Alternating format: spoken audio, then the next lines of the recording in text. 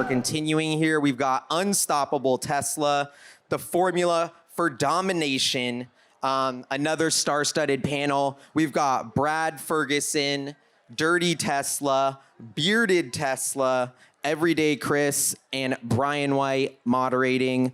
Welcome to the stage if you guys want to come up. Thank you, Galli. Oh, how is everybody?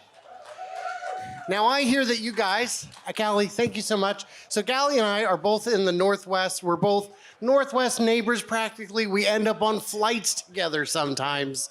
So I'm so glad you could come down and be part of this. Thank you. Yeah, thank you. So you guys, I don't know if you've heard, there's this company out of California. They're never going to make it. They make electric cars. And I don't know if you know this, but you can't start a car company. That's not a thing. You just can't do it. You won't make it. Well, it turns out they've actually got some traction, so we're going to talk about them. I'm joined today on stage by four amazing guests. Bradford Ferguson from Rebellionaires here. Grab a microphone right behind you there. Come on up. Bradford Ferguson, you may have seen at a number of events. He often has a booth. He often is on Spaces. He's a guest on a lot of channels. And he is a great person and a great friend and a great resource. And I suppose if we're going to do that, we should introduce Dirty Tesla himself. Grab a microphone. Come on up. Dirty Tesla. You may have seen him do a bunch of FSD testing videos. He runs it through the paces, and he does great work. Hello, hello. Hello, hello. Bearded Tesla right up here. He is coming on up. Bearded Tesla travels more than me, which is shocking and alarming and concerning. It is concerning. And then we've got Everyday Chris joining us, who just recently put a pretty sweet wrap on his truck. He likes to find little things you can do with your Tesla to make it work a little better, to almost hack it within the system. Amen. Why did we do this? Oh, yeah. Yeah, why am I... Yeah. I think we'll sit now. Let's have a seat, everybody. All right. So we've got limited time. We've got a bunch of us here, and we've got a lot to cover. So one of my questions is, I don't know if you've noticed this, but a lot of companies are trying to do autonomous driving, and it's really, really tough. There are challenges. Let's start actually with, you do a lot of FSD testing. What makes Tesla's approach unique?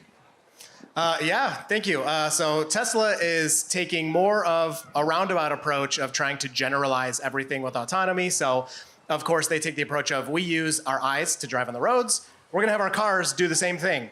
We're not going to have this special sensor to do this thing and then this special equipment to check on your eyes if you're looking at the road and this special. They have cameras and they're going to make a brain. They're going to make software that can interpret that data and make the car drive itself.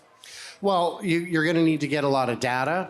I can just buy the data, right? If I'm a competitor, can I just go out and get the data? Yeah, no, definitely not. They also have millions of vehicles on the road collecting all of that for them. And the other thing that makes it special is they make money while doing this. A lot of other companies are spending tons of money to get that data, to get their cars on the road. Tesla can sell a car for a profit and on top of that, harvest that data. So show of hands, who's got 12.5 yet? 12.5? That's a pretty good smattering. So I had my first chance to drive it today, and it felt great. It felt organic. It changed lanes like I would. My question would be, and we'll start with Chris, but I'm going to open this to everybody, is when will we know FSD is complete? Yeah, sure. So that's a question I get all the time, one of the most common ones. And I kind of have two answers. Number one is it's never going to be complete. Tesla will always be working on it. They'll be making it safer and better and more efficient. There will be new uses for this technology we've never even thought of. Like, say, police need some kind of barricade. They can summon a bunch of autonomous vehicles to come make it for them, right? That's just something that you would never think of, but would be possible. And number two, when you can say that it's done, it's self-driving, is when Tesla will take liability from us. And say, hey, if you're using this FSD or maybe you're making money with it with the robotaxi network or something, if something bad happens, that's on us because we trust this software so much. We know it's so good that the chance of something going wrong is so low, we'll take that liability from you. Justin, when is it done? It's a good question. I'm I've been accused of being Tesla Q before for my views on FSD, but V12 changed everything for me. That V12, the first one that came out. So 12.5 is pretty incredible. On the Cybertruck, it's amazing. Thank you, Chris. If you don't have FSD, send this guy a message. He can get you hooked up. Seriously, send him a message. Yeah, it's amazing what it's able to do. And like what Chris was saying earlier is a really good point about like all these sensors and all these, like LiDAR is incredible, but it's incredibly expensive. So what good is the technology if it's not affordable? And I think that's where the disconnect happens between Tesla and the rest of the industry. So I don't think it'll ever be done, and that's a great thing. All right, Chris at the end. Yeah, just reiterating their points. I mean, who has Teslas here? Nice. Okay, who has that's a FSD? Right? So like it's mixed. I still have a lot of friends who are like, oh, I don't want to pay $10,000 for FSD. But then once they actually drive it, once they become comfortable with it, that's when they're like, oh, this is actually really cool. Because it's like a learning curve, right? Everyone has their own way of driving. FSD has a set way to stay a certain amount of distance when they're at a red light or in traffic so you don't get rammed behind you and hit the person in front of you. But it's constantly improving over time, and that's what makes it so awesome and so unique. And that's why Tesla has always been the best with all, like they said, no lasers, just cameras and no sensors or anything. And that's insane. Like what other car manufacturer can do that? So that's cool. I think that's great. Bradford, when will FSD, in your view, be done? I have 12.5, and I think Tesla's very close to being able to go unsupervised, where you're in the driver's seat and you're allowed to not pay attention. And at the end of a trip, the car will alert you. It'll beep, get very angry at you and say, hey, your trip's almost done. You need to take over now. So I think they're very close to that right now, today. It drives better than me. So it's smoother. There's less forward and backward jerk or side to side. So it basically drives like a chauffeur, but not like a local. So that's kind of what you need to accept. So it's not as aggressive as a local would be generally. I think they need to figure out reverse. I think I worry a little bit that reverse might be trickier for them to implement.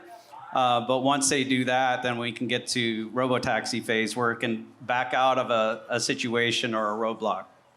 I think those are all good answers. I think that's pretty insightful. I would say that in California, the only place where I've driven 12.5, it was, I would say, appropriately aggressive. It felt more like a local, but then again, I'm not a local, so I don't know what that would feel like necessarily. And on FSD, if what you want is a fun car that drives itself, it feels like we're very close. If what you want is a business tool, we're looking at a dozen, 24 competitors, and on data alone, on compute alone, the advantage is clear. So I want to talk about, instead, manufacturing. Because I don't know if you've noticed, but out of the footprint of Giga Shanghai is only 9 million square feet if you include all the buildings together, with a production capacity in excess of 1 million. That is a lot of production for 9 square feet a car. 1 square meter per car of production. So what are they doing differently? Why don't we start down here, Bradford? What is Tesla's manufacturing edge? So a big piece is the GigaPress. And it's a huge machine that allows Tesla to make an entire section of the car from one piece. And what it does is it's a giant press that does thousands of pounds or tons of pressure and allows them to make this piece out of aluminum. And it gets rid of over 100 parts and welds. And it makes the car simpler, lighter, and faster to produce. And other companies, Legacy Auto, aren't really able to implement it because the whole Wall Street and Legacy Auto mindset is the more models of cars you offer, the better it is because the consumer can have unlimited choice. So BYD, they need 20 models of EVs just to match Tesla on pure EVs, not even talk about hybrids. Essentially before the Cybertruck, Tesla had 4. So because of that low production per model, these other car companies can't implement things like the GigaPress that has a high cost to implement. So this is where Tesla can't be matched unless you're really serious about how many cars per model you introduce. And that saves Tesla costs, it allows them to scale more, and it creates a situation where legacy car makers have to decide really to go all in or not, and they're very timid, as we've seen. If you're going to make 100,000 total of a car, the GigaPress is the wrong tool. Vertical integration, Justin, do you have any thoughts? Yeah, it's huge, right? Vertical integration at a level we haven't seen in the automotive industry for decades, right? And there's just been, years and years and years of offshoring for cost competitiveness, the right reasons, but nobody can do it like Tesla because they weren't burdened by existing infrastructure and debt on that infrastructure. How does Ford or GM, how do they pivot from a facility that's built to profit on gas trucks and SUVs to being efficient at making electric vehicles? And I think that's I think that's the big piece of it that Tesla just, now we have a lithium refinery going in place, we have a lithium mine, on and on and on, right? It's incredible. Now, there are limits to what you can do with vertical integration. Sometimes you go too far. Ford famously tried to grow their own rubber, and that did not. There were a few obstacles there. Bradford, vertical integration? Yeah, so Tesla makes their own seats, and this came about because Sandy Munro, he tore down the Model 3 in 2018. He found a lot of issues that Tesla had, they end up fixing, and he was very critical. He saw ways they can improve, and one big idea was the seats. What Sandy knew is that the seat makers make a lot of money making seats, and very few automakers make their own seats. So Tesla decided to make their own seats, pocket that extra money, and have control on how the seats both look and work. And by being vertically integrated, they can save money per car, offer them at a lower price, and have more profit. Where Tesla's continuing to expand on EVs, legacy, they're not making enough on their EVs, and they're having to scale back. The one thing I would say on that is, you notice that Tesla wants to build everything greenfield. They want to start from scratch whenever possible. And it's because if you can make this piece not have to move this far, it's only going to save you $50. It's a $50,000 car. Who cares? $50, million car facility. That's $500 million over 10 years. Pretty soon you're talking real money. Now, Chris, you go ahead.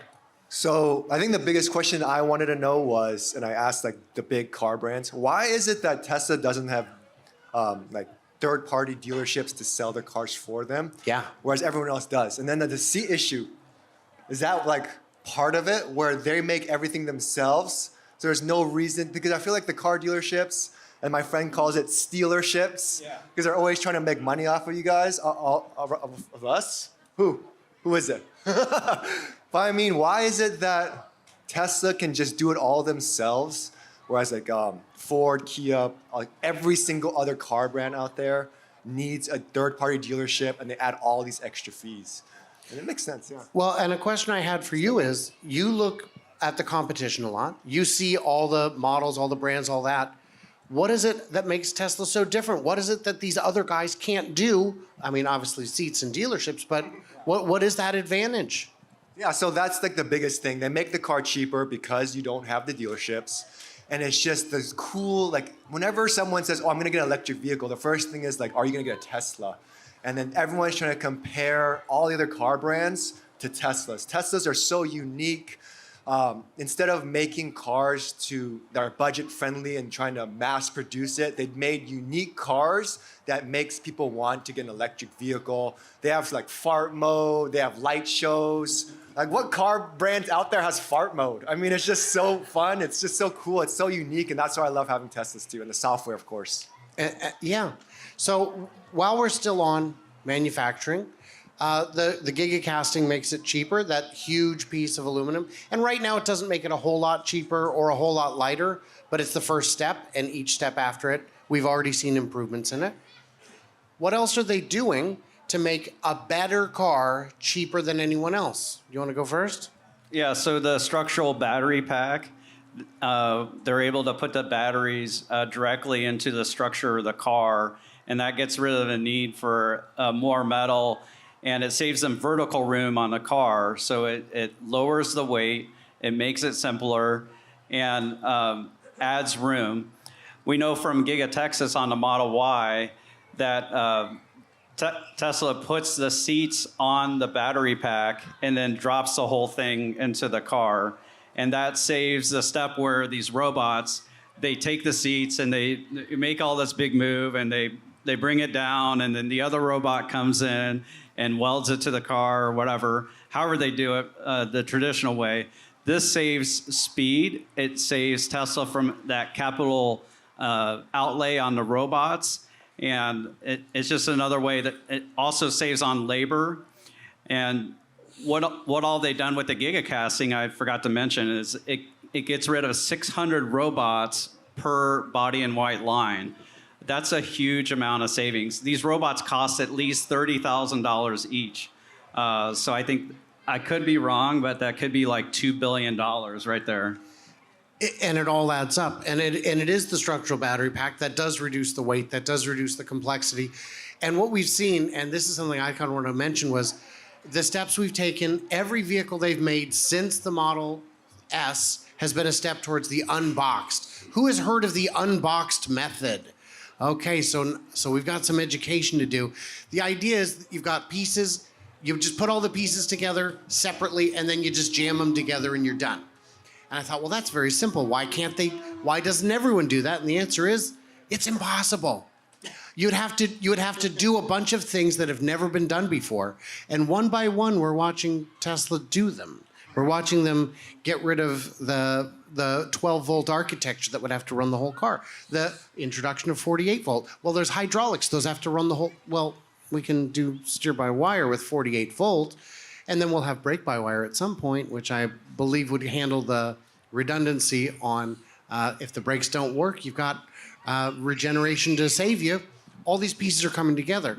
And what you were just talking about, putting the seats on the battery, we should have seen it coming. So a huge question I want to ask, and I will get to it at the end, but not right now. I want you to start thinking about it, is what is coming after what we see today? After Dojo, after FSD, and after the bot, there's something coming. And we don't know what it is yet. So start thinking, because I should have given you weeks of notice on that one. And I apologize, but I did not.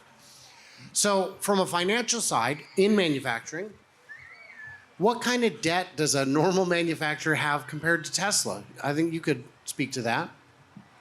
So typically there's billions of dollars of debt. I think Ford, GM, they have like close to 100 billion in debt on like the car loan side. There's tens of billions in debt and just debt that the company owes. And we know some of those are government loans that they never have to pay back magically. But it's just a much different financial situation where if you have a transition to EVs where eventually gas gets displaced, the value of these auto loans goes down, and this debt that they have becomes a really big problem. And a lot of the debt is tied to the way cars have been made the old way. And it's like you mentioned, like it's so strange. Tesla keeps coming up with these new ways of doing it. It's like, seems obvious in retrospect, but like, why didn't any of the legacy companies do it? Well, in terms of stranded assets, which is what it sounds like, I have a question, and we'll go all the way down to the end. S and X, are those gonna still be around? Are we still making those? Yep. I love my X, I gotta say, but in 2024, I'm doing a video on it, but it's so outdated versus the Model 3. The new Model 3, I don't know if you guys have the new Model 3 or if you've seen it. It's just a huge night and day difference. And there's so much I wish I could see in the Model X and S versions that make it a cool vehicle and make it so unique. And there is a lot of potential there, but it's more so if Tesla and Elon is gonna spend the money to make it into that type of product, or I don't know, are they gonna just phase it out slowly because the 3 and Y are such amazing vehicles? I don't know, what do you guys think? Justin, what do you think? I think it's sad. Makes me very sad. The Plaid Model X, fastest SUV in the world. Plaid Model S, previously fastest sedan in the world. By the way, fastest grandma in the world right here. Shout out in a Plaid Model S. Yeah, Tesla Plaid Grandma up front. Millions of views on TikTok. She went ahead and got behind the wheel and lost her mind because it was so much fun. Yep. What do you see vehicles being phased out? What is your thoughts on the S and X? Yeah, I think it's hard. So this kind of all goes back to the first principles thinking and how Tesla, they keep doing these things that you're like, well, why didn't we do that before? But nobody did it because they go back and they say, what's a better way we can do this? Does anybody remember Flufferbot? Anybody? Wow, no, but wow. You don't remember? No. So when Model 3 was first ramping up, there was this robot that was responsible for putting a piece of like insulation above the battery, and it kept messing up. And Elon goes on the production line. He's like, what's slowing this down? And it was this robot that was just struggling putting this piece of insulation on. He goes, well, get rid of it. And other places, other manufacturers will be like, well, let's fix this robot. Let's make it work. Tesla just goes, get rid of this thing. Let's just make the product. And if we need to put it back, we will. And so that one thing, it was just this whole meme on Twitter back in the day, RIP Flufferbot. But it's just, that's what Tesla does. And so I think with the models that we have, I don't want to call them legacy models, but the older models, the S and X that are being sold today, it gets difficult to implement these new things. You're not going to do, all the injection stuff with S and X. You're not going to probably be able to put steer-by-wire in there without a huge reconfiguring of the lines and everything you do. Then at that point, is it going to be worth spending all that money in capital to reinvent these older vehicles? A vehicle in a limited segment to begin with. That's not selling much. It probably doesn't make much sense. So. Well, and I think that the new ludicrous Model 3 is certainly eating into Model S sales.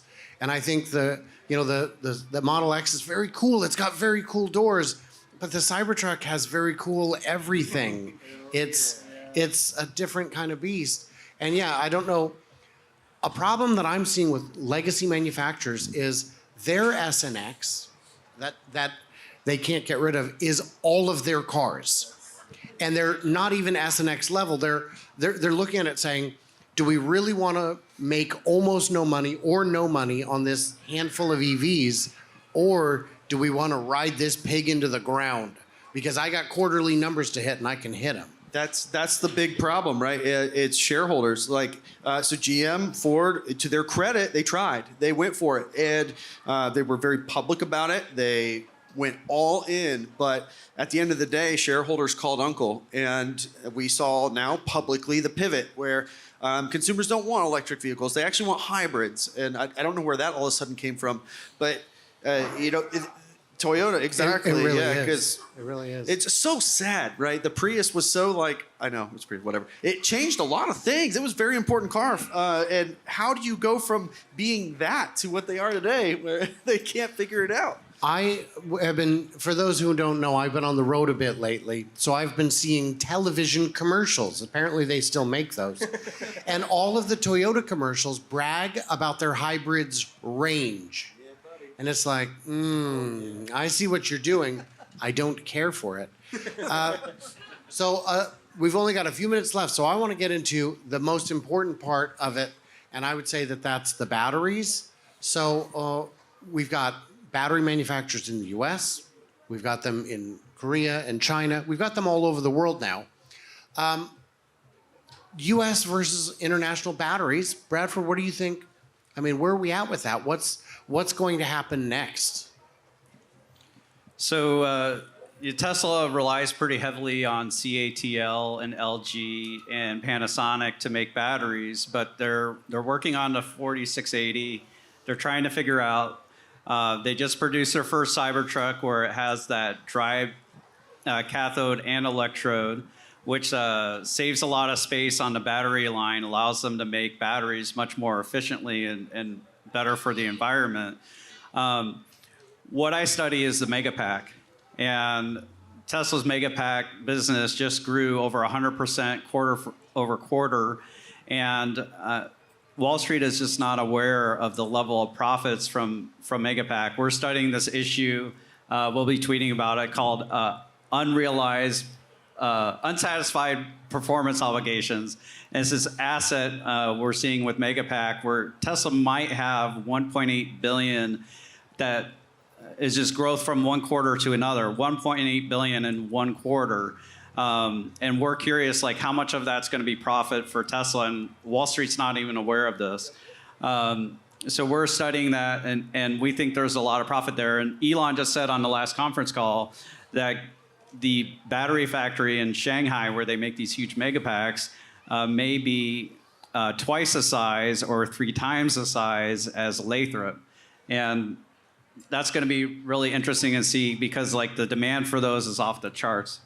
And it's needed to balance out every power plant, even if it's a coal power plant or natural gas or even nuclear.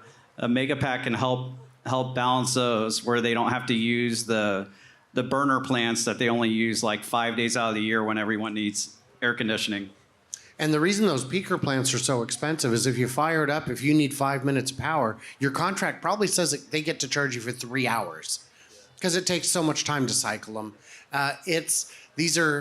When Tesla went into South Australia and said, we want to sell you a Megapack. They said, you guys are so late all the time. They said, 90 days or it's free. And they said, well, that's too good to be true. And on day 87, 88, it was ready. And 6 months later, a report came out and said, I think we've made our money back. Let's get some more of these. And as the cost keeps coming down, the use case keeps increasing. I want to get anybody final words. Let's start with you, Chris. I think what makes Elon Musk so great is he doesn't ask for permission. He asks for forgiveness.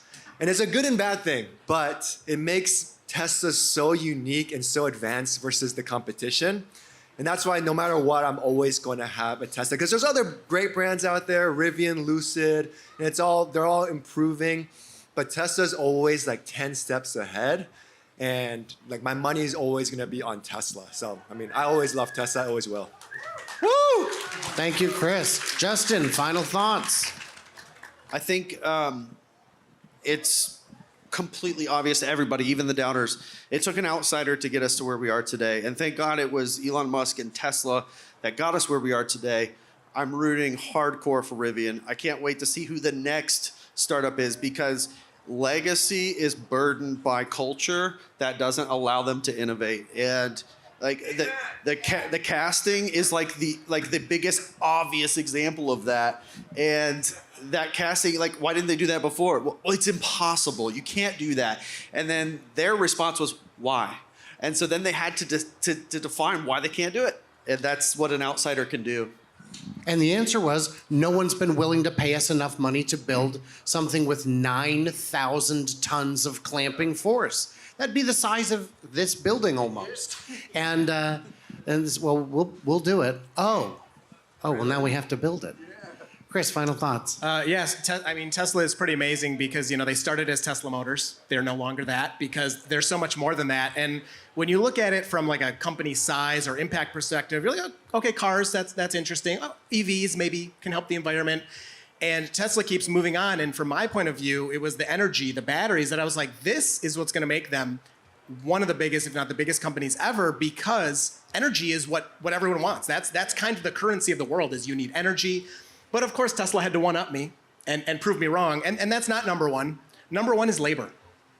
And I think with Optimus coming, I am cautiously optimistic about what's going to happen with that. I'm sure timelines will be delayed or whatever will happen. But it might. But I think Optimus is going to be the thing that we're going to look back in 10 years or whatever and be like, wait, Tesla was doing what? Do you guys know that Tesla used to be a car company? Yeah. It's going to be trivia for Exactly. Exactly. Bradford, final thoughts. So what I've spoken to is a lot of ways Tesla saves money. Chris mentioned one where they save $2,500 per car when they sell a car direct to you, and you've noticed that personally when you try to sell private seller versus selling to a company.